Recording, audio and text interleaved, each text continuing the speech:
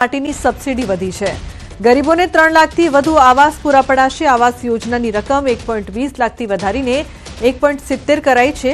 SC ST ઓબીસીને અભ્યાસ માટે 6% વ્યાજે લોન। નવી 9 મનપાના વિકાસ માટે ₹2300 કરોડ। મુખ્યમંત્રી પૌષ્ટિક અલ્પાહાર યોજના માટે 617 કરોડ તો શિક્ષણ વિભાગ માટે 59,999 કરોડની જોગવાઈ છે। એસજીપી સ્પોર્ટ્સ એન્ક્લેવના વિકાસ માટે 250 કરોડની જોગવાઈ। સરકારનું 2025-26નું બજેટ આજે રજૂ થયું છે। આપણી સાથે પ્રવક્તા મંત્રી ઋષિકેશભાઈ પટેલ છે, તેમની સાથે વાત કરીશું। 2025-26નું બજેટ વિકસિત ગુજરાતને દર્શાવતું આ બજેટ છે, શું કહેશો? 2025-26નું બજેટ આદરણીય કનુભાઈએ મુખ્યમંત્રી ભૂપેન્દ્રભાઈ પટેલની રાહબરીમાં જ્યારે રજૂ કર્યું હોય ત્યારે વિકાસના નવા આયામો ચોક્કસ ગુજરાત 2001થી 2025 સુધીની આખી જે આ 21મી સદીની ક્વાર્ટર સદી આપણે પસાર કરી છે અને 2047નું આદરણીય પ્રધાનમંત્રી મોદી સાહેબે જ્યારે વિઝન મૂક્યું હોય, સમગ્ર દેશને વિકસિત દેશમાં કન્વર્ટ કરવાનું એમનું સ્વપ્ન હોય અને લોકોને પણ ઉત્સાહિત કર્યા હોય, પ્રેરિત કર્યા હોય ને એક ગોલ સાથે દેશની તમામ જનતા જ્યારે આમાં જોડાઈ હોય ત્યારે ગુજરાત 2014 સુધી આદરણીય પ્રધાનમંત્રી મોદી સાહેબ હતા। એક વિકાસનો પથ, વિકાસનો આયામ અને એક ચોક્કસ રોડમેપ ઉપર ગુજરાત આગળ વધતું હતું અને ગુજરાતની જનતાએ જ્યારે ભારતીય જનતા પાર્ટી ઉપર વિશ્વાસ મૂકી અને વખતો વખતની સરકાર પણ ભાજપની બની હોય એટલે આદરણીય પ્રધાનમંત્રી મોદી સાહેબના નેતૃત્વમાં જ્યારે ગુજરાત કોઈપણ બજેટ રજૂ કરે એટલે જ્ઞાનની થીમ ઉપર ગરીબ, યુવાન, મહિલા અને અન્નદાતા આ તમામનું ધ્યાન રાખી અને તમામ ક્ષેત્રની અંદર કોઈપણ સેક્ટર એવું બાકી ના હોય કે જ્યાં આગળ વિકાસની તકો મર્યાદિત થતી હોય। આ વિકાસની તકોને ખોલવાવાળું, મર્યાદિત તકોને અનેક ઘણી તકોમાં એને પરિવર્તિત કરતું આ બજેટ છે।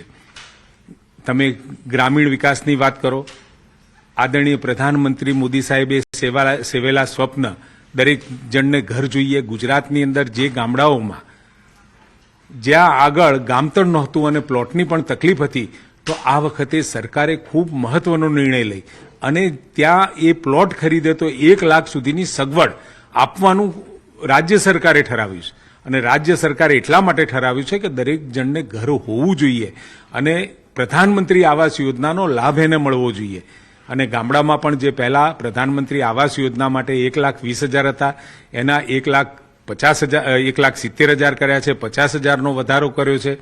સાથે યુવાનોનો ટેલેન્ટને ખૂબ બધી આવતા સમયની એટલે કે 21મી સદીની તકો આપવા માટે આપણી એન્જિનિયરિંગ કોલેજમાં એઆઈ લેબની સ્થાપના એ પણ કરોડોના ખર્ચે અને સાથે આઈ હબ જેવી અને આઈ ક્રિએટ જેવી સંસ્થાઓ જ્યારે નવીન વિચારોને પ્રોત્સાહન આપી નવીન વિચારોને એ ઉદ્યોગમાં પરિવર્તિત કરતું હોય, એને તક આપી માઇન્ડથી માર્કેટ સુધીની જે સફર છે એ સફરમાં દરેક તબક્કે સરકાર ઊભી રહેતી હોય એટલે એમાં પણ કેવળ અમદાવાદ ખાતે આઈ હબ નહીં પરંતુ આઈ હબના નેજા નીચે 4 રિજિયનની અંદર એ પ્રકારની વ્યવસ્થાઓ મળે એ પ્રકારે આઈ હબની 4 રિજિયન વાઇઝની વ્યવસ્થા અને સાથે આ સરકારે નક્કી કર્યું છે અસારવા મેડિસિટી જેવી વ્યવસ્થાઓ 4 રિજિયનની અંદર સૌરાષ્ટ્ર હોય, મધ્ય ગુજરાત છે કે દક્ષિણ ગુજરાત છે, બરોડા, સુરત, રાજકોટ, ભાવનગર,